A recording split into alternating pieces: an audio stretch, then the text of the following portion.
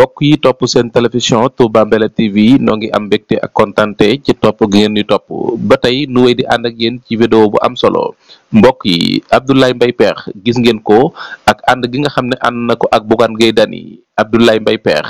taxawaay bu am solo ci wetu Bougane Gueye Dany cey lii kenn xamul lu mu doon mbokk yi ñu ànd ak télévision Touba Mbella TV seetaan Bougane Gueye Dany ak Abdoulaye Mbaye Pekh ba xam fan la ni mujjee. mais baax na sant leen yow baax na sant leen yow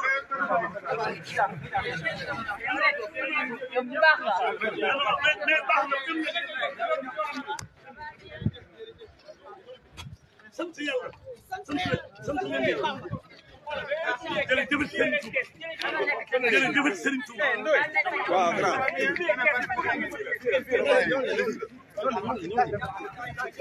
Bougane yàlla na yàlla guddal baax na sant yàlla mais may leen ko melal mais doucement yéen moi je suis son avocat vous me poussez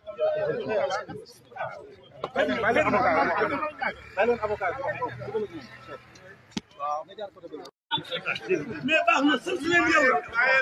baax na sant leen yow mais baax na sant yow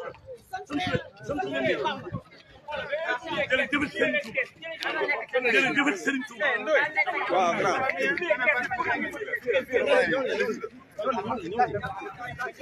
Bougane yàlla na yàlla guddal baax na sant yàlla mais may leen ko melal mais doucement yéen moi je suis son avocat vous me poussez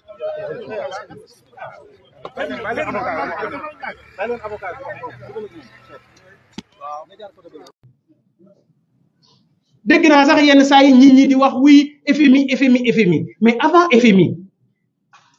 tu as ce qu'on appelle la note de conjoncture dañ koy génne weer wu nekk note de conjoncture bu juillet 2024 bu direction de la prévision et des études économiques muy DPE chaque weer dañ koy génne seen note conjoncture bu juillet 2024 dem leen lire ko bu ngeen ko liiree li ñuy wax ni ma nga ca donc soxlawul woon FMI parce que kayit yooyu ay sénégalais ñoo ciy liggéey ñu ne la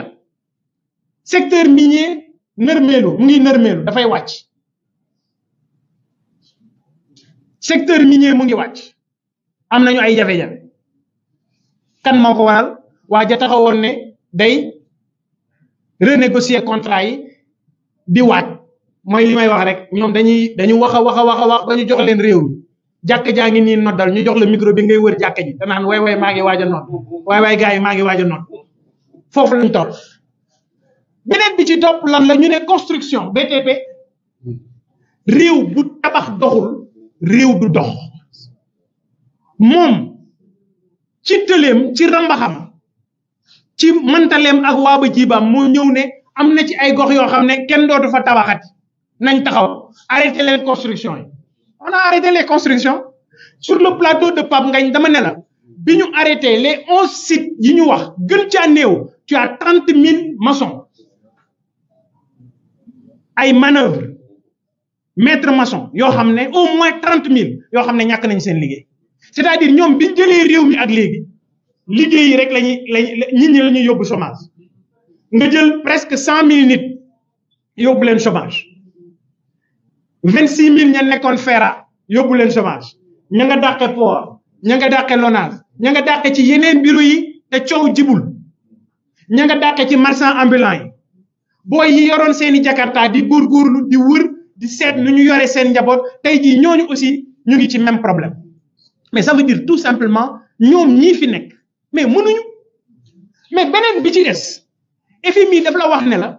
xaalis bi ñuy dajale ci wàllu impôt mooy li ma leen di wax ne ay juuti lañu FMI dafa ne xaalis bi ñuy dajale ci wàllu impôt parce que dañu waxoon ci biir budget bi ne suñuy ressources en interne 4300 milliards 4300 milliards léegi premier semestre xam nga gars yi ñaata lañ dajale ci impôt xam nga bu dee 4300 milliards au moins il faut en termes de prévision da nga jàpp ne yow war na mën a am la moitié disons 2650 xam nga ñaata lañ dajale 1800 ci premier semestre nga xam ne yéen entreprise yi li ngeen di fay ci impôt seeni IS ak ñoomin seen ci premier semestre ngeen koy fay donc deuxième semestre bi daanaka ay TVA ak ñoomin seen la état di dajale moo tax FMI ne leen ci deuxième semestre bi maanaam fii ñu nekk ba jëm fin du mois ci musiba la ñu jëm parce que état bi du am ressource interne du ñu am xaalis bu ñu yoree réew te loolu dara warul cuune ñii fi nekk ñoo ko war bu ngeen bëggee ñu redresser Sénégal cuune yii bu ngeen leen joxee majorité assemblée nationale parce que moom fi mu nekk nii loolu rek la bëgg man dama bokk ci ñi jàpp ne moom Ousmane Sonko warul gis perchoiru assemblée nationale maanaam njiitu assemblée fa muy toog waru ko gis parce que bëtam foofu la ko teg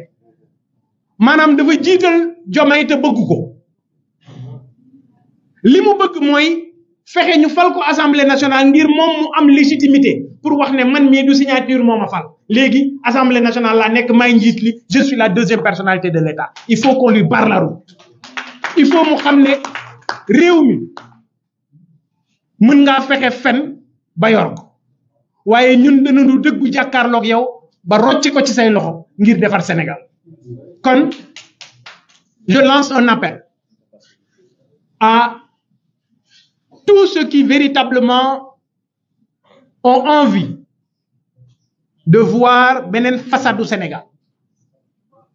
takk leen seen digg taxaw leen ensemble nous allons transformer ce pays parce que nous allons imposer la cohabitation à ces stagiaires qui sont aujourd'hui à la tête de la République ñii nga xam ne mënuñu puusuñu paasuñu danañu fexe nu ñu leen jëlee ci ñoom assemblée nationale ngir mën a am gouvernement boo xam ne dina yittewoo problème mu sénégalais yi danañu defar li nga xam ne moom moo di